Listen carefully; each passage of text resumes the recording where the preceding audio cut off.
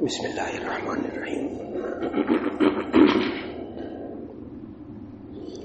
ایک صاحب نے پوچھا ہے کہ طلاق رجعی میں اور طلاق بائن میں کیا فرق ہوتا ہے؟ تو اس کا جواب یہ ہے کہ طلاق رجعی کا معنی رجوع کرنا اور بائن کا معنی جدا ہونا۔ اگر ایک بندہ ایک طلاق دے اور واضح الفاظ میں لفظ طلاق استعمال کرے ایک مرتبہ، تو یہ 3 مہینے کے اندر زبانی کلامی رجوع کر سکتا ہے کہ میں نکاح کو واپس لیتا ہوں، میں طلاق کو واپس لیتا ہوں۔ نکاح کی بھی دوبارہ ضرورت نہیں 3 مہینے کے اندر اگر لفظ طلاق واضح طور پر بولے اور ایک مرتبہ بولے کہ جب میں نے ایک طلاق دی، تو یہ 3 مہینے کے اندر رجوع کر سکتا ہے۔ اگر 2 طلاق دے دے تو بھی رجوع کر سکتا ہے، واضح الفاظ میں 2 طلاق دے۔ لیکن اگر 3 مہینے گزر جائیں، 3 مینسز اس کے گزر جائیں، پھر نکاح ٹوٹ جاتا ہے، 1 کے بعد بھی 2 کے بعد بھی۔ پھر اگر یہ 6 مہینے بعد، سال بعد، 2 سال بعد دوبارہ نکاح کرنا چاہیں، دوبارہ نکاح کر سکتے ہیں۔ لیکن یہ جو 3 طلاقوں والا مسئلہ ہے، یہ بہت بڑا مسئلہ ہے۔ تو ایک طلاق رجعی، دوسری بھی رجعی ہو سکتی اگر واضح الفاظ میں کہے لفظ طلاق، لیکن 3 طلاقیں دے دی تو مغلظہ۔ اور بائن کب ہوتی ہے؟ جب وہ 3 مہینے گزر جاتے ہیں تو وہی طلاق بائن ہو جاتی ہے۔ رجعی جو ہوتی ہے وہ ایک طلاق دی اور 3 مہینے گزر گئے، اب نکاح ٹوٹ گیا، تو جب نکاح ٹوٹ جائے نا تو اس کو طلاق بائن کہتے ہیں، وہی ایک بائنہ ہو جاتی ہے۔ یعنی اب طلاق بائن کے بعد نکاح ہو سکتا ہے، جب مرضی کر لیں، کوئی مدت نہیں ہے اس کی، بڑی بچت ہے اس میں بھی، بہت بچت ہے، پھر کوئی ٹائم لمٹ نہیں۔ طلاق بائن کے بعد کوئی ٹائم لمٹ نہیں، 1 سال، 2 سال، 10 سال، بڑی میں نے زیادہ مدت بتا دی، ورنہ 5-6 مہینے بعد عقل ٹھکانے آ جاتی ہے۔ وہ مولانا صاحب ہم واپس آنا چاہتے ہیں، چھوٹے چھوٹے بچے ہیں، گھر بگڑ جائے گا، فلاں ہو جائے گا، لائن لگی ہوئی جامعہ شفیہ میں، دارالفتہ میں، لیکن وہ یہی کہتے ہیں کہ 1 یا 2 کے بعد ہوتا تو مسئلہ ہو جاتا۔ اس لیے اول تو لفظ طلاق دینا ہی نہیں، غصے میں تو بولنا ہی نہیں چاہیے۔ اور بہت سارے لفظ ہیں جن سے طلاق نہیں ہوتی، وہ بول لے بندہ، یہ نہ بولے۔ اور یہ ایک ضروری بات بتانے والی ہے کہ اگر ایک طلاق رجعی دی نا، زبانی کلامی واپس لے لی، ٹھیک ہے، یہاں تک کہ بیوی کو لا کر ہدیہ تحفہ بھی کوئی دے دیا نا، تب بھی یہ طلاق واپس ہو جاتی ہے۔ یعنی ایک طلاق رجعی دے دی، چند دن بعد صلح کے لیے نا بیوی کو جوڑا لا کے دے دیا، کچھ نہیں کہا، جوڑا لا کے دے دیا، وہ طلاق واپس ہو گئی، نکاح پھر باقی، کوئی ہدیہ بھی دے دے نا۔ لیکن جو بات بڑی دھیان سے سننے والی وہ یہ ہے کہ اس کے پاس 3 کارتوس تھے، 3 طلاقوں کا حق تھا، 1 کارتوس چل چکا ہے، اب 1 طلاق دے کے واپس لے لی، ٹھیک ہے، نکاح باقی ہے، لیکن آئندہ اگر طلاق دی نو، یہ طلاق نمبر 2 ہوگی، اور اگر 2 کے بعد رجوع کر لیا، نکاح کر لیا، پھر اگر 1 بھی دی نا تو یہ تیسری ہوگی۔ یہ اہم بات ہے سمجھنے والی کہ جس سے بچنے کی کوشش ہونی چاہیے۔ اور عام حالات میں نا 1 طلاق اگر بالفرض نوبت آ بھی جائے تو اسٹامپ پیپر پر باقاعدہ سب کچھ کر کے 1 طلاق دے دی جائے، بس جب 3 مہینے ختم ہو جائیں یہ عورت کہیں اور شادی کر سکتی، عدت پوری ہوگی، مرد کہیں اور شادی کر سکتا، کوئی مسئلہ نہیں۔ لیکن عام طور پر ایسا نہیں ہوتا، عام طور پر 3 مہینے 6 مہینے کے بعد ساری باتوں کو بھلانا چاہتے ہیں، اس وقت دیر ہو چکی ہوتی ہے۔ اور یہ باقی جو الفاظ لکھے نا کہ طلاق دینے کے الفاظ، فارغ کرنے کے الفاظ، یہ صرف مفتی صاحب سے پوچھے جائیں تو وہ پوچھ کر کے بھی تمہاری نیت کیا تھی، بیوی کو کہا تو فارغ ہے میری طرف سے، تو گھر سے نکل جا، اس وقت پھر وہ مفتی صاحب نیت پوچھتے ہیں کہ آپ کی نیت کیا تھی، طلاق دینے کی نیت تھی کہ نہیں تھی، یا میں تجھے علیحدہ کر دوں گا، میں تجھے علیحدہ کر دیتا ہوں، میں الگ گھر لے دیتا ہوں، کھلا کر دیتا ہوں، تو پھر مفتی صاحب پوچھتے ہیں، وہ یہ ہاں مجمع میں نہیں بتانے چاہیے الفاظ۔ ایک صاحب نے کہا کہ الرقیۃ الشرعیہ کیا ہے؟ اصل میں رقیہ کہتے ہیں دم کو، رقیہ دم، تعویذ دم، شرعی کا معنی شرعی، رقیہ تو شرعی عربی میں کہتے ہیں شرعی دم، یعنی ایسے الفاظ جو قرآن مجید کے ہوں، نبی صلی اللہ علیہ وسلم نے سکھائے ہوں، ایسے الفاظ پڑھ کر دم کیا جائے تو یہ سنت ہے، یہ سنت ہے، جائز کیا سنت ہے۔ نبی صلی اللہ علیہ وسلم ہر رات کو اپنے سونے سے پہلے 3 دفعہ قل هو اللہ احد، 3 دفعہ قل اعوذ برب الفلق، 3 مرتبہ قل اعوذ برب الناس۔ بخاری شریف کی حدیث ہے کہ اپنے اوپر ہاتھوں پہ دم کر کے سارے بدن پہ پھیرتے تھے، تو دم کرنا سنت۔ ہاں الفاظ اگر غیر شرعی ہوں تو پھر وہ دم بھی غیر شرعی ہوتا ہے۔ یہی حال تعویذ کا ہے، اگر تعویذ میں الفاظ درست ہوں، تعویذ کو بندہ نہ سمجھے کہ یہ کام کرنے والا ہے بلکہ اللہ سے دعا مانگی ہے، تو پھر وہ رقیہ شرعیہ جائز ہے۔ ایک صاحب نے کہا قنوت نازلہ کے بارے میں بتا دیں۔ یہ قنوت نازلہ اصل میں مصیبت کوئی نازل ہوئی وہ مسلمانوں پر، مصیبت کوئی نازل ہوئی، کوئی دشمن ملک مسلمانوں پر حملہ کر دے، ایسے حالات میں نبی صلی اللہ علیہ وسلم فجر کی نماز میں دوسری رکعت کے بعد رکوع سے اٹھنے کے بعد کھڑے ہو کر دونوں ہاتھ اٹھا کر عربی میں دعا مانگتے تھے اس دشمن کے لیے، دشمن کے خلاف جس سے نقصان پہنچ رہا ہوتا تھا، تو اس کو قنوت نازلہ کہتے ہیں۔ عام فجر کی نماز میں صبح دوسری رکعت میں رکوع کے بعد کھڑے ہو کر دونوں ہاتھ اٹھا کے۔ ایک صاحب نے کہا کیا ٹائی لگا کر نماز پڑھنے سے نماز مکروہ ہو جائے گی؟ آگے پتہ نہیں کیا پوچھا ہے، سال کا مسئلہ بھی بتا دیں، نہیں پتہ نہیں، صدل کا مسئلہ بھی بتا دیں، صدل ہوگا بھی۔ اچھا ٹائی جو ہے نا، ٹائی اس کا پورا نام اگر آپ ڈکشنری میں دیکھیں نا تو پورا اس کا نام ہے نیک ٹائی، اور اس کو آپ نا لفظ نیک ٹائی کو نا آپ انسائکلوپیڈیا برٹانیکا میں پڑھیں تو اس کا مقصد بھی وہاں لکھا ہوا ہے کہ نیک کا معنی گلا، گردن، اور ٹائی کا معنی پھندا۔ نیک ٹائی کا معنی گلے کا پھندا، کہ جو بندہ عقیدہ رکھتا ہو عیسیٰ علیہ السلام کو پھانسی دی گئی ہے، وہ زندہ نہیں اٹھائے گئے، تو ایسی صورت میں وہ اپنے گلے میں یا تو صلیب لٹکائے یا ٹائی پہنے، نیک ٹائی پہنے۔ کوئی متشددانہ بات میں نے کی نہیں، کوئی تشدد والی بات، سخت بات میں نے کی نہیں۔ میں نے تو کہا ہے کہ انسائکلوپیڈیا برٹانیکا میں ٹائی نہیں ملے گا آپ کو، وہاں لفظ وہاں نہیں ملے گا، نیک ٹائی، اس کا پورا نام جو ہے وہ نیک ٹائی ہے، گلے کا پھندا۔ تو اس سے تو عقیدہ واضح ہوتا ہے، عقیدہ واضح ہوتا ہے۔ اب یہ کہنا کہ فیشن کے طور پر باندھی تھی، کیا باندھی تھی، یہ بات کی بات ہے۔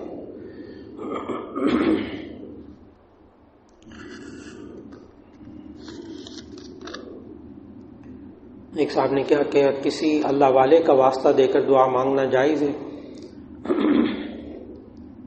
بعض بزرگوں کا شجرہ پڑھ کر اللہ تعالیٰ سے ان کا واسطہ دے کر دعا مانگتے ہیں۔ جی اصل میں ایک تو یہ ذہن میں رکھیے کہ نبی صلی اللہ علیہ وسلم کا واسطہ دے کر دعا مانگنا یہ تو ثابت ہے، یہ تو ثابت ہے، نبی صلی اللہ علیہ وسلم کا واسطہ دے کر، اے اللہ محمد صلی اللہ علیہ وسلم کے واسطے سے ہماری یہ دعا قبول فرما، جائز ہے، اس میں کوئی اختلاف نہیں۔ اپنے اعمال کا، اپنے ذاتی نیک اعمال کا واسطہ دے کر دعا مانگنا بالاتفاق صحیح ہے۔ اے اللہ میں نے فلاں موقع پر ماں باپ کی خدمت کی تھی، فلاں گناہ تھا وہ میں نے چھوڑ دیا تھا صرف تیری ذات کی خاطر، اے اللہ مجھے اب یہ میرا کام کرنے۔ یہ ثابت ہے حدیث غار سے، حدیث غار مشہور حدیث ہے، صحیح ستہ میں ہے کہ وہ 3 بندے غار میں چلے گئے، اوپر سے پتھر آ گیا، وہ پتھر آیا تو غار کا دروازہ بند ہو گیا، اٹھا ہی نہیں سکتے تھے، تو ان تینوں نے اپنے نیک عمل کو یاد کیا تھا، ایک نیک عمل کا واسطہ دے کر دعائیں مانگی تھی، تو اللہ نے وہ پتھر ہٹا دیا۔ تو اپنے نیک عمل کا واسطہ دے کر دعا مانگنا 100% ثابت، اور اس میں اختلاف بھی کوئی نہیں۔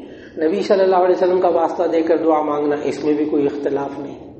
اب اختلاف کس میں ہے کہ کسی اور نیک بندے کا یا نیک بندے کے اعمال کا واسطہ دے کر دعا مانگ سکتے ہیں یا نہیں، اس میں اختلاف ہے۔ ہمارے جو جامع شفیہ کے جو علماء ہیں، مفتیان کرام ہیں، ان کے نزدیک یہ جائز ہے، کسی دوسرے نیک بندے کا واسطہ دے کر، کسی نیک بندے کا واسطہ دے کر دعا مانگنا جائز ہے۔ ان کی دلیل یہ ہے کہ حضرت عباس رضی اللہ تعالیٰ عنہ کا واسطہ دے کر، مشکات شریف کی حدیث ہے کہ لوگوں نے بارش مانگی تھی، حدیث ہے بارش مانگی تھی، اور بھی دلیلیں ہیں، لیکن ہمارے علماء محتاط کہتے ہیں کہ بس لوگوں کو اس کی عادت نہ ڈالیں، لوگوں کو کہیں اللہ سے براہ راست مانگیں۔ کیوں؟ اس لیے کہ بعض بیچارے جو ناواقف لوگ ہوتے ہیں وہ ان بزرگوں کا واسطہ دے کر پہلے مانگتے ہیں، پھر ڈائریکٹ انہی بزرگوں سے مانگنا شروع کر دیتے ہیں، وہ پھر مسئلہ بہت پیچیدہ ہو جاتا ہے، وہ کسی کے نزدیک بھی جائز نہیں، اس میں کوئی اختلاف ہی نہیں ہے۔ اس لیے وہ پہلی سیڑھی پر روک دیتے ہیں کہ اپنے عمل کا واسطہ دے دیں، محمد صلی اللہ علیہ وسلم کا واسطہ دے دیں، اپنے نیک اعمال کا واسطہ دے دیں، تاکہ وہ جو ایک نازک مرحلہ ہے اس میں کوئی بندہ نہ جا پڑے۔ ایک صاحب نے کہا نکاح میں لڑکے لڑکی کو کلمہ پڑھانے ضروری ہیں کہ نہیں؟ کچھ لوگ کہتے ہیں کہ پڑھائے جائیں۔ جی اس کا جواب یہ ہے کہ نکاح کے وقت میں اگر اجنبی ہونا، پتہ نہ ہو کہ یہ مسلمان ہے کہ نہیں ہے، اس وقت نکاح خواہ کو چاہیے کہ وہ لڑکی سے بھی کلمہ سن لے، اس کا وکیل اگر پتہ ہے مسلمان ہے تو ضرورت نہیں، اور لڑکے سے بھی اگر نہ پتہ ہو کون ہے، مسلمان ہے تو کلمہ سن لیں اس سے، جائز ہے، لیکن فرض واجب نہیں ہے، فرض واجب نہیں ہے، جائز ہے، لیکن اس کو کوئی فرض واجب نکاح کا حصہ نہیں سمجھنا چاہیے کہ آپ نے کلمے نہیں پڑھائے تو نکاح نہیں ہوا، یہ کسی کے نزدیک بھی نہیں ہے۔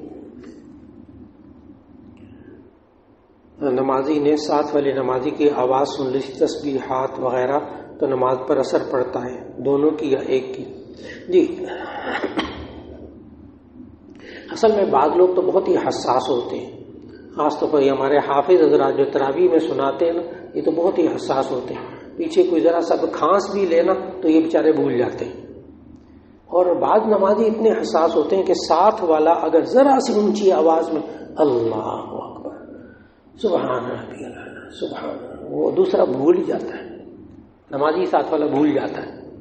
تو اگر ایسی کیفیت ہو تو کوشش کرے بندہ اپنے اوپر قابو پانے کی، اور دوسرے نمازیوں کو بھی چاہیے کہ وہ نماز پڑھتے ہوئے اتنی آواز نہ نکالے کہ ساتھ والا بھول جائے، اس سے گناہ کوئی نہیں ہوتا، ثواب میں بھی کمی کوئی نہیں ہوتی، لیکن کوشش کرے کہ اپنے عمل سے دوسرے کو تکلیف نہ پہنچے۔ ایک صاحب نے کیا مردوں کے لیے عمرے کے دوران ہوائی چپل یا اس سے ملتی جلتی چپل پہننا ضروری ہے؟ جی ضروری نہیں، اصل بات پتہ کیا ہے کہ احرام کے دوران، عمرے کے دوران نہیں، حج ہو یا عمرہ ہو، صرف احرام کے دوران، پورے سفر میں نہیں، احرام کی حالت میں پاؤں کے اوپر کے حصے کو ٹخنوں کو ڈھانپنا منع ہے، یعنی مکروہ تحریمی ہے، یہ احرام کی پابندیوں میں سے ہے مرد کے لیے صرف، کہ ایسا جوتا پہنے کہ جس سے پاؤں کی اوپر والی ہڈی اور دونوں ٹخنے یہ چھپے نہ۔ تو اگر بعض کمپنیاں ہیں انہوں نے بنائی ہے ہوائی چپل کی طرح، آگے صرف پٹی تھوڑی سی انگلیوں پر آ جاتی ہے، پیچھے سے وہ تسمہ یوں کر کے آتا ہے کہ جس سے پاؤں سے وہ نہیں نکلتی، لیکن مفتیان کرام کو دکھا لی جائے۔ تو بعض نے بنائی ہے ایسی چپل، سینڈل سا بنایا، سینڈل سا، تو یہ وہ حضرات جو بزرگ ہوتے ہیں پاؤں میں ہوائی چپل کبھی پہنی نہیں ہوتی تو دقت پیش آتی ہے، ان کے لیے سہولت ہو جاتی ہے، لیکن علماء کو دکھا دی جائے، اس میں پاؤں کے اوپر کی ہڈی، وہ اس کے اوپر جوتے کی کوئی چیز نہیں آنی چاہیے، اور دونوں ٹخنے بس۔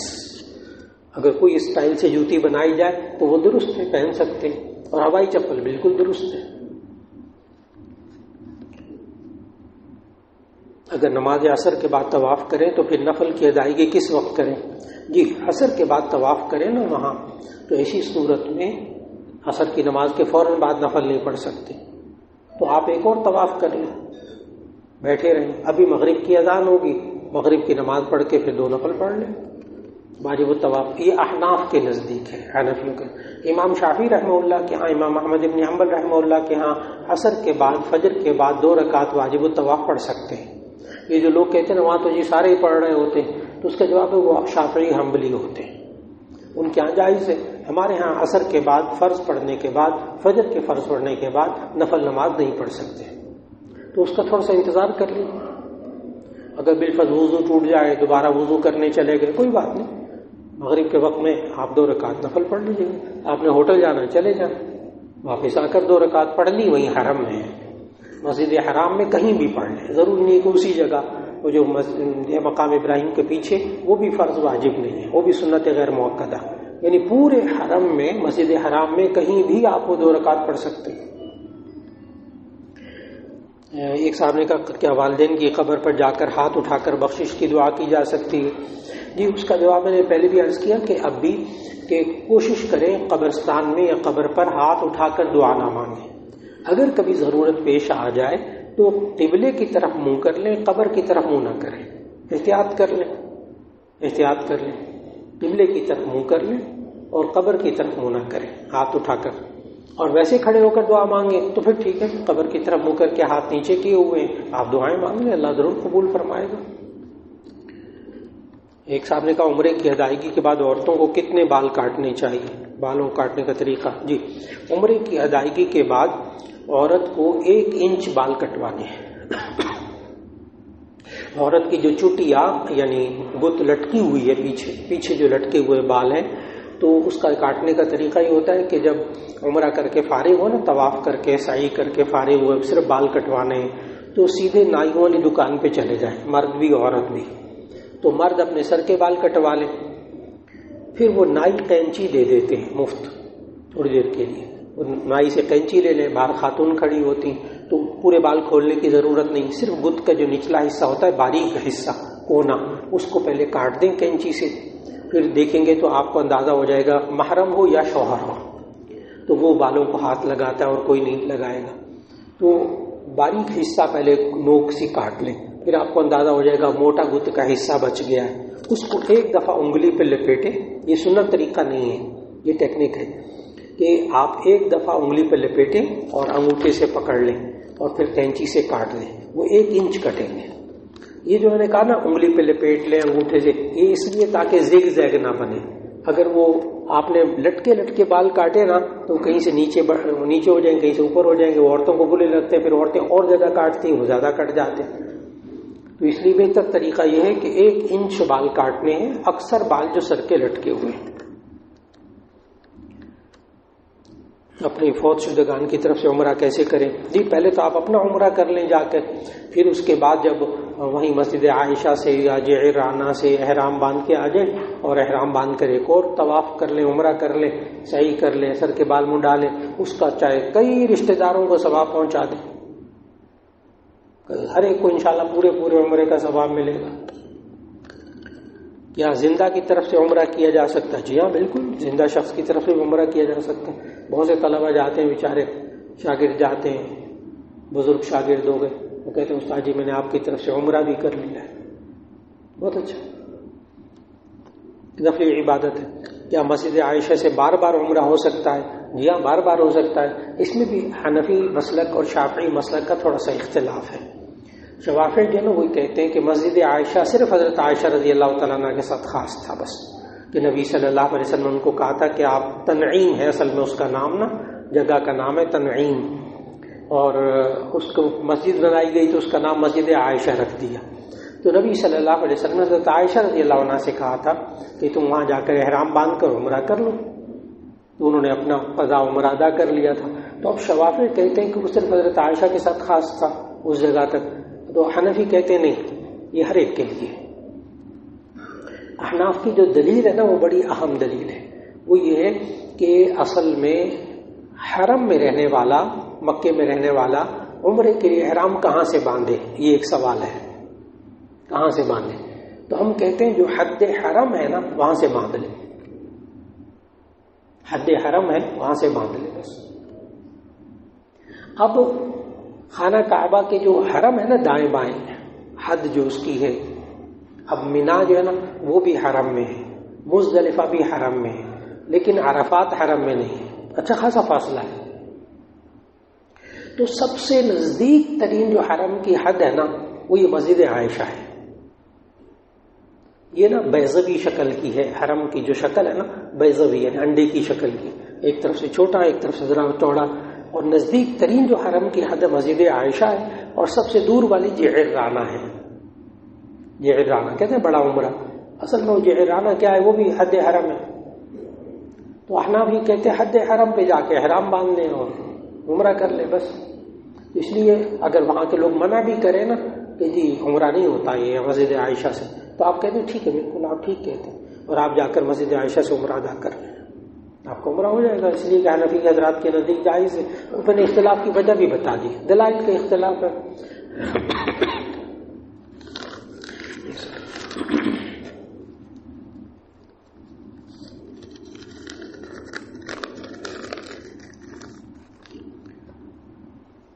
ایک صاحب نے کہا کیا یہ سچ ہے کہ خواب دیکھنے کے بعد کسی کو بتانا نہیں چاہیے کیونکہ کہتے ہیں کہ پھر اس کا الٹا اثر نظر آئے گا؟ نہیں، نبی صلی اللہ علیہ وسلم نے ہدایت دی ہے باقاعدہ خوابوں کے بارے میں کہ اگر کوئی اچھا خواب نظر آئے تو پھر کسی کو نہیں بتانا چاہیے مگر الا لبیبا او حبیبا، یہ لفظ ہے حدیث کے جامع ترمذی میں، لبیبا عقل مند جس کو پتہ ہو خوابوں کی تعبیر کا، حبیبا وہ آپ سے محبت بھی کرتا، اس کو آپ کے حالات کا بھی پتہ ہو نا، پھر وہ بتائے گا۔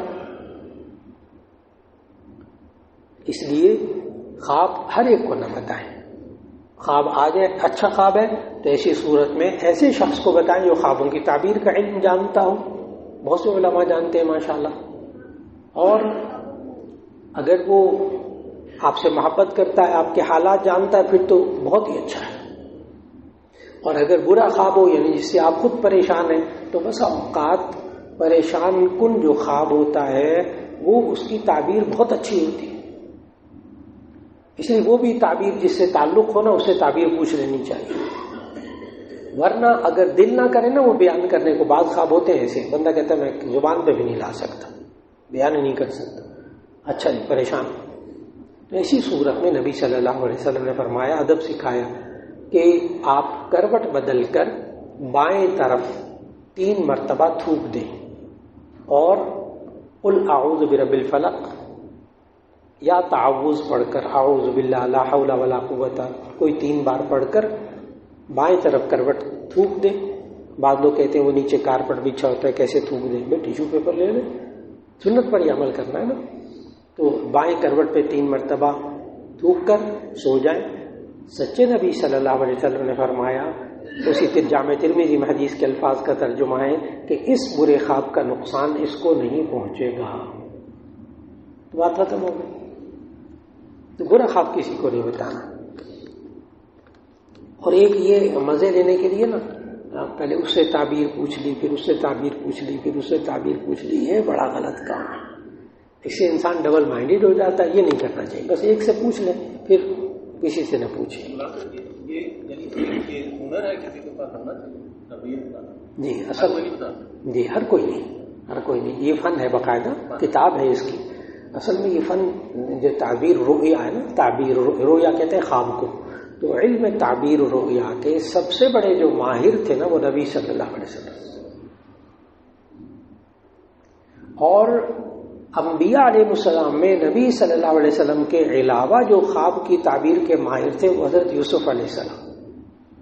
وہ کس طرح قرآن مجید میں موجود نا، کس طرح بادشاہ نے خواب دیکھا، اس نے تعبیر مانگی، اس سے پہلے وہ 2 قیدی جو تھے وہ تعبیر پوچھ چکے ہوئے تھے، دونوں کی تعبیر سچی ثابت ہوئی۔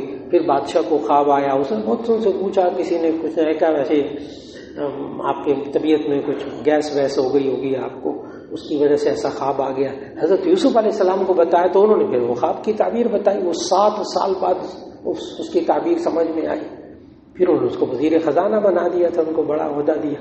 تو کہنے کا مقصد وہ بھی ماہر تھے اپنے زمانے کے۔ اچھا، نبی صلی اللہ علیہ وسلم کے بعد خوابوں کی تعبیر کے ماہر صحابہ میں سے حضرت ابو بکر صدیق رضی اللہ تعالیٰ عنہ۔ حضرت ابو بکر صدیق رضی اللہ تعالیٰ عنہ کے بعد یہ علم منتقل ہوا حضرت اسماء بنت ابی بکر صدیق، حضرت اسماء آپ کی بیٹی کے پاس یہ علم منتقل ہوا، اور ان کے پاس بھی رہا لیکن ان کے پاس منتقل۔ پھر حضرت اسما سے ایک واسطے کے ساتھ یہ علم منتقل ہوا علامہ ابن سیرین رحمہ اللہ کے پاس، باقاعدہ یہ علم منتقل ہوا۔ علامہ ابن سیرین نے پھر کتاب لکھ دی، تعبیر الرقیہ، اتنی موٹی کتاب ہے عربی میں، اب اس کو اردو میں بھی ترجمہ ہو گیا۔ تو اس میں خوابوں کی تعبیر کا پورا فن ہے جو ہمارے علماء کو بسا اوقات پڑھایا جاتا ہے، تو فن ہے پورا۔ بعض لوگ ہوتے ہیں دیکھتے ہیں آگ دیکھو تو یوں ہوتا ہے، سانپ دیکھو تو یوں ہوتا ہے، اور جناب یوں دیکھ لو تو یوں ہوتا ہے۔ بعض لوگ پریشان ہو کر آتے ہیں، مجھے ہم نے سانپ دیکھا تھا، مجھے سانپ نے ڈس لیا، فلاں ہو گیا۔ حالانکہ اس میں بہت سی چیزوں کو دیکھا جاتا ہے۔ تعبیر جو رؤیا تعبیر کا جو علم ہے اس میں بہت سی چیزوں کو، بس اوقات ایک ہی بندہ مختلف اوقات میں ایک جیسا خواب دیکھتا ہے، مطلب بالکل الگ الگ ہوتا ہے۔ علامہ ابن سیرین نے اسی کتاب میں لکھا کہ ایک بندہ آیا، اس نے دیکھا کہ خواب دیکھا کہ میری چرپائی کے نیچے آگ جل رہی ہے۔ تو علامہ ابن سیرین نے کہا، میں نے کہا تم وہاں سے اپنی چرپائی اور اپنا سامان وامان وہاں سے نکال لو، جلدی سے جاؤ۔ اس نے نکالا، چھت گر گئی۔ خیر 6 مہینے کے بعد پھر اس بندے نے وہی خواب دیکھا، بالکل سیم۔ اس نے جناب فٹافٹ اٹھا، اپنا سارا سامان باہر نکلا، چرپائی بھی باہر نکالی، کچھ بھی نہیں ہوا۔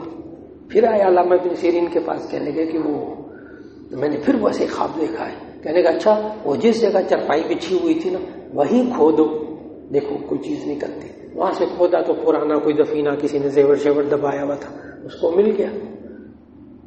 اب اس نے سوال کیا علامہ ابن سیرین سے، میں نے بالکل ایک جیسا خواب دیکھا، آپ کو کیسے پتہ چلا؟ تو علامہ ابن سیرین نے کہا، جب تم پہلی دفعہ آئے تھے نا تو اس وقت سخت گرمی کا موسم تھا، تو گرمی کے موسم میں آگ دیکھنا بری چیز ہے، مجھے کیا پتا تھا چھت گرنی۔ میں نے تو کہا تھا پتہ نہیں وہاں کیا ہونے والا، میں نے کہا چلو سامان ہمارا ٹالو، تو چھت گر گئی۔ اور جب تم دوبارہ آئے تھے نا اس وقت سردی کا موسم تھا، اور سردی کے موسم میں آگ دیکھنا اچھی چیز ہے، تو میں نے کہا کوئی بات نہیں، وہاں سے کھودو دیکھو کچھ، مجھے کیا پتا کیا ہونے والا۔ تو خواب کی تعبیر میں حالات کو، بندے کو، اس لیے نبی صلی اللہ علیہ وسلم نے فرمایا نا، لبیبن او حبیبن، عقل مند کو اور محبت کرنے والے کو خواب بتائیں جو آپ کو جانتا ہو، آپ کے حالات کو، پھر وہ بہت اچھی تعبیر بتا سکے گا انشاءاللہ۔ زکوٰۃ ریاست کو دینا ہے یا پھر اپنے کسی عزیز کو دینا بہتر؟ ریاست سے مراد حکومت کو۔ آپ حضرات ذہن میں رکھیے گا، نبی صلی اللہ علیہ وسلم کے زمانے میں، حضرت ابو بکر رضی اللہ تعالیٰ عنہ کے زمانے میں، حضرت عمر رضی اللہ تعالیٰ عنہ کے زمانے میں، حضرت عثمان غنی رضی اللہ تعالیٰ عنہ کے زمانے میں زکوٰۃ لیتی ہی حکومت تھی، ڈنڈے کے زور سے۔ حضرت ابو بکر رضی اللہ تعالیٰ نے جنگ کی ہے منکرین زکوٰۃ سے، کوئی ایک رسی بھی اگر اونٹ کی کم دے گا نا میں اس سے بھی جنگ کروں گا، جنگ کی، کیونکہ منکرین زکوٰۃ نے کہا تھا کہ آپ نبی صلی اللہ علیہ وسلم کو زکوٰۃ دیتے تھے، آپ کو نہیں دیں گے، بس ختم۔ حضرت ابو بکر رضی اللہ تعالیٰ نے جہاد کیا۔ تو اس وقت اموال ظاہرہ اور باطنہ یہ دو ہوتے ہیں، ایک ہوتا ہے ظاہری آپ کا ایسٹس، ظاہری جو پیسہ نظر آتا ہے، ایک ہے باطنہ چھپے ہوئے ایسٹس جو کسی کو پتہ نہیں۔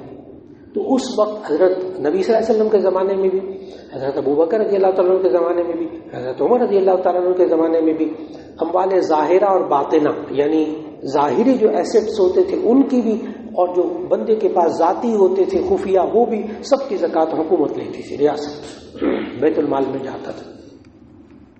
کمال کا نظام تھا جی، غربت ختم کر دی حضرت عمر رضی اللہ تعالیٰ عنہ کے دور میں۔ ان کے 22 لاکھ مربع میل کا علاقہ، اس میں کوئی زکوٰۃ لینے والے ہی نہیں کوئی رہا، یعنی بھوکا کوئی نہیں سوتا تھا۔ 200 درہم آج کل کے 80,000 روپیہ، یعنی ہر بندہ کم از کم 80,000 روپے کا مالک تھا، اس لیے وہ زکوٰۃ نہیں لے سکتا تھا۔ روٹی کا مسئلہ نہیں ہے، خالی بھوک کا مسئلہ نہیں ہے، غربت صرف روٹی پوری کرنے سے اور لباس اور کپڑا مکمل کر لینے سے نہیں ختم ہوتی۔ سوچے 80,000 روپیہ ایک بندے کے پاس ہو تب وہ زکوٰۃ، وہ غنی کہلاتا ہے، مستحق نہیں ہوتا۔ تو حضرت عمر رضی اللہ تعالیٰ عنہ کے دور میں یہ کیفیت آ گئی۔ ممکن ہے آپ حضرات کے ذہن میں یہ بات آئے کہ کیا اب بھی ہو سکتا ہے کہ پورا ملک ہو، اس میں کوئی غریب نہ ہو جس کو آپ زکوٰۃ دے سکیں؟ تو آپ کو غیر سیاسی بات، سیاست عموماً مزاج نہیں ہے. جو حضرات عراق کی جنگ، کویت اور عراق کی جنگ سے پہلے کویت کو جو لوگ جانتے ہیں، جو وہاں کام کرتے تھے، آئل کا، فلاں کا پیٹرول وغیرہ، وہ لوگ بہت اچھی طرح جانتے ہیں کہ عراق کی کویت کی جنگ سے پہلے، جب عراق نے کویت کے کنووں پر حملہ کیا ہے، اس سے پہلے کویت کے اندر، پورے ملک کے اندر کسی شہری پر کوئی ایک ٹیکس نہیں تھا. اور لوکل کال سب سے پہلے یورپی ممالک کے بعد سب سے پہلے فری ہوئی ہے PTCL کال کویت کے اندر. اور یہ جس وقت عراق نے کویت پر حملہ کیا، اس وقت کویت کا شناختی کارڈ جس کے پاس ہوتا تھا نا، وہ زکوٰۃ کا مستحق نہیں ہوتا تھا. کویت کی زکوٰۃ ساری دنیا میں منتقل کی جاتی تھی، کویت کے اندر کوئی زکوٰۃ لینے والا نہیں تھا. اب آپ کو یہ بھی سمجھ میں آ گیا ہوگا کہ عراق سے کویت پر کیوں حملہ کروایا گیا. آج میں نے جمعے میں بھی کہا، جب مسلمان مضبوط ہوتا ہے کافر ناراض ہوتا ہے، ختم کر اس کو، یہ کیوں سر اٹھاتا ہے، اس کو سر اٹھانے نہیں دینا. یہ تو میں نے مسلمان ملک کی مثال دی، بالکل حالیہ. اگلی مثال موجودہ دینے لگا ہوں. اسکینڈینیوین ممالک میں ناروے، اس وقت جس شخص کے پاس شناختی کارڈ ہے نا، صرف شناختی کارڈ ہے ناروے کا، اور مسلمان ہے، آپ اس کو زکوٰۃ نہیں دے سکتے. انہوں نے وہاں غربت ختم کر دی، اپنے ملک سے غربت ختم.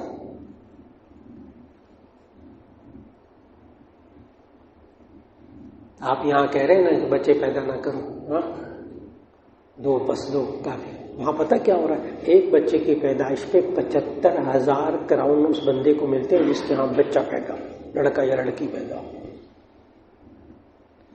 اور ان کی پارلیمنٹ میں جانے کی بھی توفیق ہوئی، نماز بھی وہاں پڑھی ظہر کی، وہاں میرا لیکچر بھی تھا پارلیمنٹ میں، خاص موضوع تھا. تو پارلیمنٹ کے اندر نا پہلے نارویجین میں لکھا ہے، نیچے انگریزی میں لکھا ہے، وی اور یعنی غربت کیسے ختم کی نا، we are follow Umar welfare law. کافر ملک کی پارلیمنٹ کی دیوار پر بڑا موٹا لکھا ہوا ہے، ہم نے حضرت عمر کے ویلفیئر قوانین پر عمل کرتے ہیں. غربت کا آج بھی غربت کا خاتمہ ہوا ہے نا. جو زکوٰۃ ریاست کو پاکستان کے اندر اس وقت رمضان کو جو زکوٰۃ جمع کی جاتی ہے نا، زکوٰۃ جمع کرنے کا پاکستان میں جو نظام ہے نا، کمال کا صاف ستھرا نظام ہے، کمال کا. بیچ میں بندہ انوالو نہیں ہوتا، سیدھا مال سیدھا بیت المال کے اندر. میں بہت اچھی طرح مطالعہ کریں، بہت اچھی طرح. پاکستان سے بینکوں کے ذریعے زکوٰۃ جمع کی جاتی ہے، بہترین نظام ہے، اور غریب تک پہنچانے کا بدترین نظام ہے. غریب تک پہنچانے کا بدترین نظام ہے.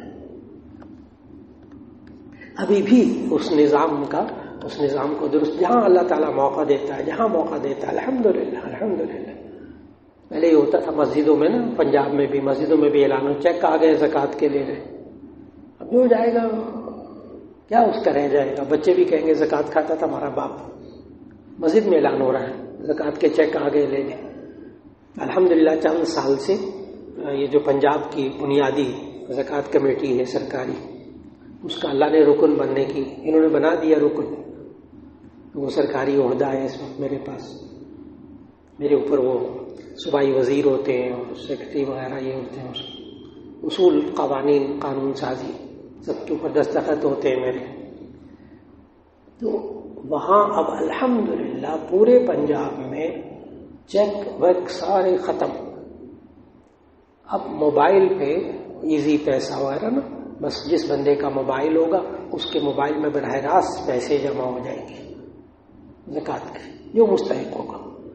اگر میں چیک ختم، ضلعی کمیٹیاں، ڈویژنل کمیٹیاں، فلاں کمیٹیاں، رشوت، یہ وہ سب اللہ کا شکر ہے اب ہر بندے کو پہنچ رہے ہیں، وہ بر وقت پہنچ رہے ہیں. پہلے 3 مہینے لگ جاتے تھے زکوٰۃ کا پیسہ پہنچے، لیکن ابھی بھی بہت اصلاح باقی ہے کہ اگر حقدار کو یہ پہنچ جائے تو آج بھی غربت ختم ہو سکتی ہے. تو انہوں نے پوچھا زکوٰۃ ریاست کو دینا بہتر ہے اپنے عزیز کو؟ تو ریاست کو تو دینی ہے جو وہ جبرن لے رہا ہے، لیکن جو اور زکوٰۃ ہے وہ اپنے عزیز کو دینا افضل ہے، رشتہ دار کو دینا افضل ہے. یہ نبی صلی اللہ علیہ وسلم نے بتایا. کسی عام غریب کو دینے سے اپنے رشتہ دار کو زکوٰۃ کا پیسہ دیں گے 2 ثواب ملیں گے، ایک زکوٰۃ ادا کرنے کا اور ایک رشتہ داری نبھانے کا، 2 ثواب ملیں گے. کمپنی والوں سے ایڈوانس لون لینا کیسا ہے؟ اگر موبائل میں بیلنس ختم ہو جائے کیا یہ سود ہے کہ نہیں؟ یہ جو فون کی بات کی ہے انہوں نے، موبائل فون کی نا، آپ موبائل فون سے جو ایڈوانس لیتے ہیں، میں نے بڑی اس پر الحمدللہ خوب تحقیق کر لی کہ موبائل فون کمپنی سے جو آپ ایڈوانس لیتے ہیں اس پر وہ کٹوتی کرتے ہیں. یہ وہی کٹوتی ہے کہ اگر کارڈ سے آپ پیسے بھریں گے اتنی ہی کٹوتی اسی پرسنٹیج سے وہ بھی کرتے ہیں. اس لیے سود نہیں ہے، یہ سود نہیں ہے. ہاں البتہ اگر آپ اس میں کسی موبائل کمپنی کے اکاؤنٹ میں پیسہ رکھوائیں، پھر وہ آپ کو کہیں ہم آپ کو اتنے منٹ فالتو دیں گے، اتنے یوں کریں گے، وہ سارا سود ہے. اگر اکاؤنٹ کھولتے ہیں وہ سود ہے. تو یہ جو موبائل ایڈوانس لون لیتے ہیں، تھوڑا سا جو وہ لیتے ہیں اس پر جو کٹوتی وغیرہ ہوتی ہے وہ سود نہیں ہے.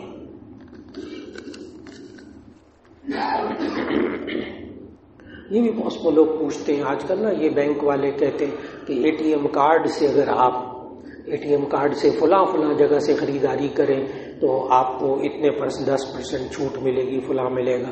اس میں علماء نے لکھا ہے کہ اگر تو یہ رعایت ہے صرف اس کارڈ کو استعمال کرنے کی وجہ سے تو ایسی صورت میں یہ جائز ہے، اور اگر وہ اس کو بینک والے وصول کرتے ہوں اس میں سے تو ایسی صورت میں پھر وہ سود بن جائے گا.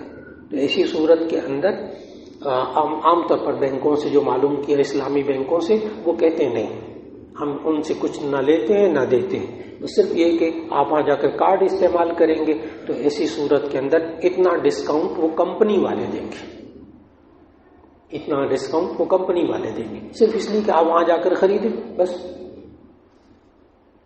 ایک صاحب نے کہا کسی مسلمان سے 3 دن سے زیادہ بات بند کرنا منع ہے، تو آپ صلی اللہ علیہ وسلم نے 50 دن کے لیے غزوہ تبوک میں پیچھے رہ جانے والوں سے بات بند کی. جی انہوں نے سوال کیا ہے کہ اصل میں نبی صلی اللہ علیہ وسلم نے منع فرمایا کہ کوئی مسلمان دوسرے مسلمان سے اس طرح ناراض نہ ہو کہ 3 راتیں گزر جائیں اور وہ اس سے بات نہ کرے. تو نبی صلی اللہ علیہ وسلم غزوہ تبوک کے موقع پر 50 دن تک 50 راتوں تک 3 صحابہ سے بات نہیں کی تھی جو پیچھے رہ گئے تھے. حضرت کعب ابن مالک رضی اللہ تعالیٰ عنہ، حضرت ہلال ابن امیہ رضی اللہ تعالیٰ عنہ، حضرت مرارہ ابن ربیع رضی اللہ تعالیٰ عنہ، یہ 3 صحابی غزوہ تبوک میں پیچھے رہ گئے تھے. نبی صلی اللہ علیہ وسلم نے 50 راتوں تک ان سے بات نہیں کی تھی. پھر آگے مزے کی بات بھی تو ہے نا، پھر اللہ نے 50 راتوں کے بعد سورہ توبہ میں ان صحابہ کی توبہ نازل کی، پھر ان کو اعزاز بھی بہت بڑا ملا. اس سے علماء محدثین مشائخ یہ اصول نکالتے ہیں کہ ذاتی اغراض کی وجہ سے کسی سے ناراض ہو کر 3 دن سے زیادہ ناراض نہ رہیں، اور اگر اصلاح کے لیے ہو تو جائز ہے، اصلاح کے لیے ہو تو جائز ہے. لیکن یہ کہ جی میں اپنی بیوی سے 6 مہینے ہو گئے بات نہیں کرتا، وہ اصلاح نہیں ہے، وہ تو لڑائی ہے، بے فائدہ ہے. مجھے میں بیٹے سے مولانا کیا بتاؤں آپ کو، 1 سال ہو گیا میں نے بیٹے سے بات ہی نہیں کی، شکل دیکھنے کو دل نہیں کرتا. اللہ کے بندے نہ ایسا نہ کریں، ایسا نہ کریں، کیونکہ اس میں اصلاح نہیں ہو رہی نا. اور یہ جو بیوی سے بات نہ کرنا، بیٹے سے بات نہ کرنا، یہ تو ایسا ہی ہے جیسے کہ نا رنگ ہوتا ہے نا، رنگ اکھاڑا جس میں کشتی لڑتے ہیں، 2 پہلوان کشتی لڑتے ہیں نا، یا باکسنگ کھیلنی ہو تو 2 بندے ہوں گے نا، اور اگر یہ ایک بندہ ہو اکھاڑے کے اندر تو کشتی لڑے گا نا انشاءاللہ. ایک بندہ اکیلا مکے مارے گا، کس کو مارے گا؟ اس لیے بیوی سے بات بند کر دی نا تو آپ اکھاڑے میں اکیلے ہیں، اصلاح نہیں ہوگی، کشتی نہیں ہوگی. بچہ آئے اس سے بائی کاٹ کر دیا، اس کو ایک سائڈ پہ کر دیا، بیٹے کو بیٹی کو بات ہی نہیں کر رہے، بات ہی نہیں کر رہے تو بات ہی ختم ہو گئی. اکھاڑے میں صرف کون ہوگا؟ آپ. لڑ لیں کشتی جتنی لڑنی ہے، اصلاح نہیں ہوگی. اصلاح کے لیے یہی ہے، کبھی اوپر کبھی نیچے، لیکن ایک اکھاڑے کے اندر، ایک گھر کے اندر بات چیت وغیرہ چلتی رہے، پھر انشاءاللہ اصلاح ممکن ہے.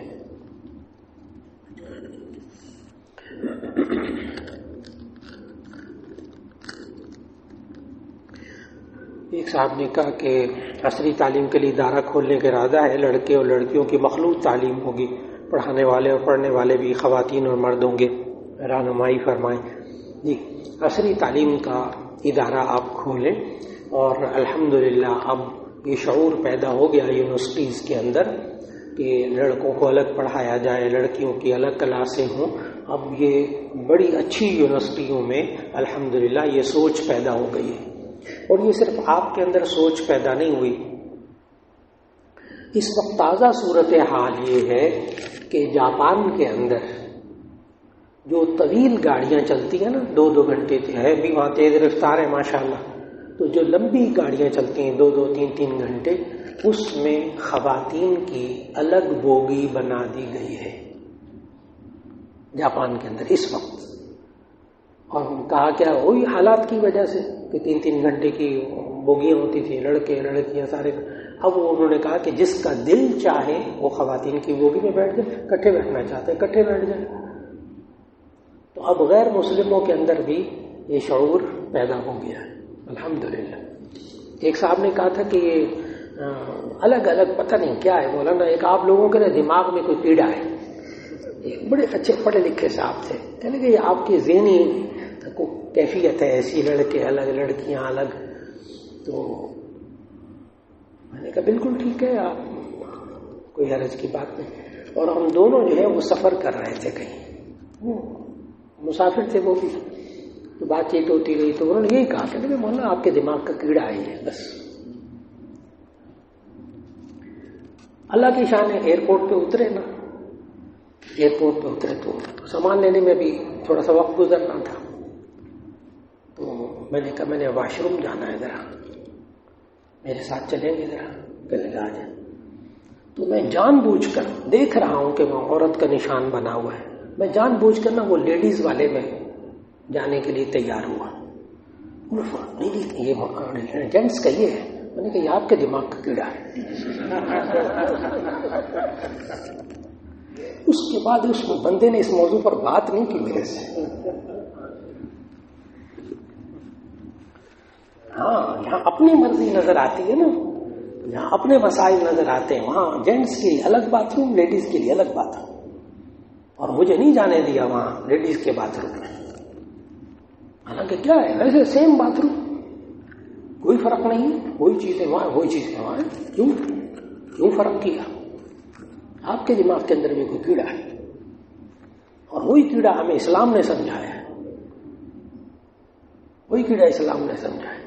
وہ تو اللہ کا شکر ہے ایئرپورٹ سے باہر جانے کی نوبت ہی نہیں آئی، کہ لمبی چھوٹی تقریر کی ضرورت نہیں پیش آئی الحمدللہ، کیونکہ اس نے مجھے لیڈیز باتھ روم جانے سے منع کر دیا تھا. پھر ایسے لوگوں کو اسی طرح سمجھانا پڑتا ہے، ایسے لوگوں کے سامنے آیتیں حدیثیں مشکل ہو جاتا ہے. ایک صاحب نے کہا جسے رمضان کے بارے میں اللہ تعالیٰ بتاتے کہ میرا مہینہ ہے، کہ آپ صلی اللہ علیہ وسلم نے فرمایا کہ یہ میرا مہینہ ہے، کوئی ایسی حدیث ہے؟ نبی صلی اللہ علیہ وسلم وہی بات کہتے تھے جو اللہ تعالیٰ فرماتا تھا، ما ينطق عن الهوى ان هو الا وحی یوحی. اگر رمضان کے بارے میں کہا کہ یہ میرا مہینہ ہے، ٹھیک ہے میرا مہینہ ہے. اور ربیع الاول کے بارے میں ابھی میری نظر سے کوئی روایت نہیں گزری کہ کہا ہو کہ یہ میرا مہینہ ہے. اگر کوئی روایت کوئی حدیث مل جائے تو یقیناً یہ بھی وہی ہوگا جو اللہ تعالیٰ نے کہا. نبی صلی اللہ علیہ وسلم اپنے پاس سے کچھ کہتے ہی نہیں تھے، اپنی مرضی سے کچھ بھی نہیں کہتے تھے. سورہ واقعہ ما ينطق عن الهوى ان هو الا وحی یوحی، سورۃ النجم ما ينطق عن الهوى ان هو الا وحی یوحی. وہ کچھ نہیں بولتے تھے مگر وہ جو اللہ وحی کرتا تھا. کسی بھی سنت کے بارے میں بتائیں کہ یہ سنت ہے، یہ حدیث ہے. ناف نیچے ہاتھ باندھنے کی حدیث بتا دیں. جی ہاں بس وہ اختلافی مسائل ہے نا، ان میں مزہ بہت آتا ہے. ہاتھ اوپر باندھے یا ناف کے نیچے باندھے. اب یہ دونوں حدیثیں ہم وہاں جامع شفیہ میں ابھی پچھلے ہفتے یہ سبق گزرا تو وہاں پوری بات بتائی کہ فلاں فلاں کتاب میں ناف سے نیچے ہاتھ باندھنے کی حدیث ہے اور فلاں فلاں کتاب میں سینے کے اوپر ہاتھ باندھنے کی حدیث ہے. بس پیٹ پر ہاتھ باندھنے کی کوئی حدیث نہیں ہے، ناف کے نیچے. اور یہ سنت غیر مؤکدہ، سنت غیر مؤکدہ، یعنی کوئی بھی بندہ سینے پہ ہاتھ، مرد سینے پہ ہاتھ باندھنے نماز اس کی ہو جائے گی، ناف کے نیچے باندھنے تو بھی ہو جائے گی. اور ہاتھ باندھنا بھی سنت غیر مؤکدہ. امام مالک رحمہ اللہ کے ہاتھ چھوڑ کر نماز پڑھتے ہیں. ہم نے دیکھا ہوگا کہ حرم میں بعض لوگ نماز میں کھڑے ہوتے ہیں، فرض نماز میں ہاتھ چھوڑے ہوئے ہوتے ہیں، وہ مالکی حضرات ہوتے ہیں، ان کے ہاتھ باندھنا سنت نہیں. اس لیے احادیث جہاں موجود ہو نا وہاں دونوں حق پر ہیں. اس لیے سینے پر ہاتھ باندھنے والے بھی حق پر ہیں اور ناف کے نیچے ہاتھ باندھنے والے بھی حق پر ہیں. اور ہاتھوں کو نہ باندھنے والے مالکیہ وہ بھی کیا ہے؟ حق پر ہے. کب؟ یہ نہیں ہے سب حق پر ہے ویسے ہی خام خانہ.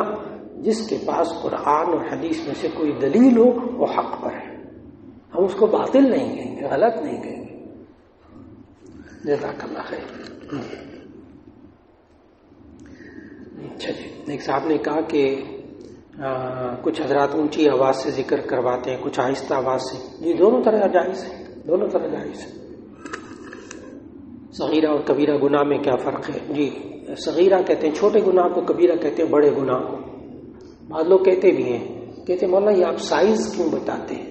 بڑا چھوٹا گناہ گناہ ہوتا ہے، یہ آپ سائز کیوں بتاتے ہیں؟ بڑا گناہ چھوٹا گناہ. تو اس کا جواب اچھی طرح یاد رکھیے گا. یہ سائز علماء نے نہیں بتایا، یہ اللہ نے قرآن میں بتایا. یہ تقسیم اللہ نے قرآن میں کی ہے. ان تجتنبوا کبائر ما تنہون عنہ نکفر عنکم سیئاتکم. ان تجتنبوا کبائر ما تنہون عنہ، اگر تم گناہ کبیرہ سے رکو گے تو چھوٹے چھوٹے گناہ ویسے ہی معاف کر دیں گے. وضو کرنے سے معاف، نماز پڑھنے سے معاف، صدقہ کرنے سے معاف. لیکن گناہ کبیرہ کیا ہوتا ہے؟ جو توبہ کے بغیر معاف نہیں ہوتا. اس کی 100 گناہوں کی ایک فہرست قرآن و سنت کی روشنی میں بنائی ہوئی ہے. کسی صاحب کو چاہیے تو ان سے لے لیجیے گا. تو 100 گناہ کبیرہ جو توبہ کے بغیر معاف نہیں ہوتا ہے. تو یہ تقسیم خود اللہ اور اس کے رسول صلی اللہ علیہ وسلم نے سکھائی. ایک صاحب نے کہا مولانا 1 سال سے میں وظیفہ کر رہا ہوں، کوئی خاص اثر محسوس نہیں ہوتا، تو یقین نہیں ہوتا، کیا کروں؟ تو اس کا جواب یہ ہے کہ جس نے وظیفہ بتایا ہو اس سے پوچھ لیجیے، اس سے پوچھ لیجیے. نہ ہو تو اس کے بارے میں الگ سے ملاقات کر لیجیے. یہ جو ہوتا ہے نا وظیفے کے اثرات، بعض لوگوں کو اثرات بھی معلوم نہیں ہوتے، ان کو بتانے پڑتے ہیں کہ آپ کے اوپر کیا اثرات ہوئے. ہاں بعض لوگوں کو پتہ بھی نہیں ہوتا، اثر ہو جاتا پتہ ہی نہیں ہوتا. کیسے؟ مولانا اشرف علی تھانوی رحمہ اللہ نے یہ ملفوظ لکھا جو سنانے لگا. بعض لوگوں کو بتانا پڑتا ہے کہ وہ ایک نواب صاحب کے کمرے میں سانپ گھس آیا.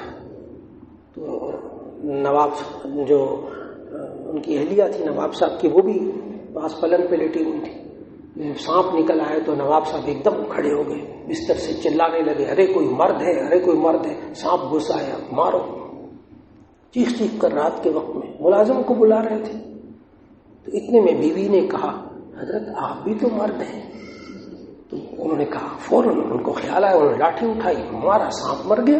پھر اس کے بعد بیوی کو کہا بڑے اچھے وقت میں یاد دلایا. تو بعض لوگوں کو وظیفے کا اثر باقاعدہ بتانا بھی پڑتا ہے کہ ہو گیا اثر، ہو گیا اثر. جیسے ایک صاحب تھے، ان کو کہا قرآن مجید کی آیت پڑھ کر بتایا کہ ان الصلاۃ تنہی عن الفحشاء والمنکر، بے شک نماز بے حیائیوں سے، برائیوں سے روکتی ہے. اب وہ آیت اور ترجمہ سننے کے بعد فوراً وہ صاحب گرم ہو گئے، کہنے لگے مجھ پر تو نماز کا کوئی اثر نہیں ہوتا، مجھے تو نماز نے بے حیائیوں برائیوں سے نہیں روکا. وہ اس وقت عصر کی نماز پڑھ کر آئے تھے میرے پاس. تو میں نے فوراً عرض کیا ان سے، میں نے کہا اچھا آپ ابھی کون سی نماز پڑھ کر آئے؟ کہنا عصر کی. میں نے کہا پھر عصر کی نماز پڑھنے کے دوران آپ نے کون کون سے بے حیائی اور برائی کے کام کیے؟ کہنا نعوذ باللہ میں نے بالکل کوئی نہیں کیا. میں نے کہا پھر نماز نے روک لیا نا. سچے اللہ نے کہا، اللہ سے زیادہ سچا کون ہوگا کہ جب تم نماز پڑھو گے اللہ بے حیائی اور برائیوں سے روک لے گا. ہاں تو جتنی دیر بندہ نماز وضو کر کے مسجد آنا جانا اس سمے بے حیائیوں برائیوں سے رک جاتا ہے نا، ادھر صوفی بنا ہوا ہوتا ہے اس وقت. تو اس وقت رک گیا نا، یہی کیفیت ذرا تھوڑی سی اور ذرا لمبی ہو جائے تو باقی وقت میں بھی انشاءاللہ 2 نمازوں کے درمیان بھی رکا رہے گا. لیکن نماز اثر کرتی ہے، وظیفہ بھی اثر کرتا ہے.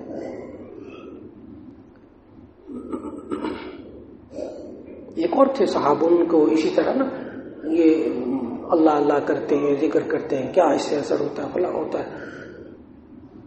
تو ان صاحب نے نا، ان بزرگ نے ایک گالی سی نکال کے نا اس بندے کو گالی دے دی. وہ گرم ہو گئے، بہت گرم ہو گئے. کہنے میں نے آپ سے ذکر کے بارے میں سوال کیا تھا، ذکر کا کیا اثر ہوتا ہے، ہوتا ہی نہیں ایسے کام کا لوگ. تو میں نے تو حضرت نے کہا میں نے بھی ایک لفظ کا ذکر ہی کیا ہے، آپ پر تو بڑا اثر ہوا. وہ اثر کو سمجھنا ہے نا کیا ہوتا ہے.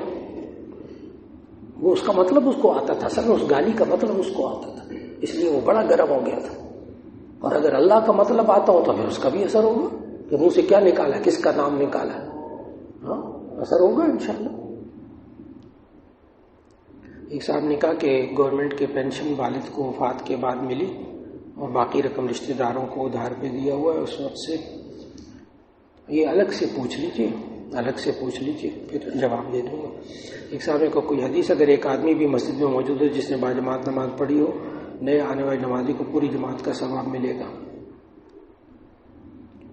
جی اصل میں جماعت کے ساتھ نماز پڑھنا، جماعت کسی مسجد کے اندر ہونا، یہ کفایہ کہلاتا ہے. یعنی اگر چند لوگوں نے نماز پڑھ لی نا، باقی کے ذمے سے وہ جماعت کی جو ذمہ داری ہے وہ ساقط ہو جاتی. یعنی اس مسجد کے اندر محلے میں سے کسی نے بھی جماعت کے ساتھ نماز نہیں پڑھی نا، جماعت کی نماز ہی نہیں ہوئی، پورے محلے والے گناہ گار ہوں گے. یہ مطلب ہے اس حدیث کا. اگر سجدے میں یا رکوع میں تحیات پڑھنا شروع کر دیں، نماز فاسد نہیں ہوتی، لیکن آخر میں سجدہ صاحب کرنا پڑے گا. اگر شلوار ٹخنوں سے نیچے ہو لیکن دل میں تکبر کی نیت نہ ہو کہ یہ جائز ہے. یہ امام شافعی کے نزدیک ہے کہ اگر دل میں تکبر نہ ہو تو شلوار نیچے لٹکانا جائز ہے. یہ امام شافعی کا مذہب ہے. امام ابو حنیفہ رحمۃ اللہ علیہ کا مذہب یہ ہے کہ دل میں نہ بھی ہو تکبر تب بھی شلوار ٹخنوں سے نیچے لٹکانا مکروہ تحریمی ہے.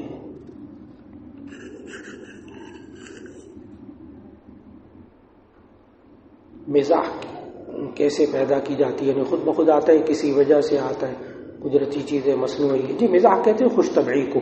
دھوکہ نہ ہو، دھوکہ، جھوٹ نہ ہو، دھوکہ نہ ہو، کسی کی تذلیل مقصود نہ ہو تو مزاح جائز ہے. مزاح جائز ہے. نبی صلی اللہ علیہ وسلم خود مزاح فرماتے تھے.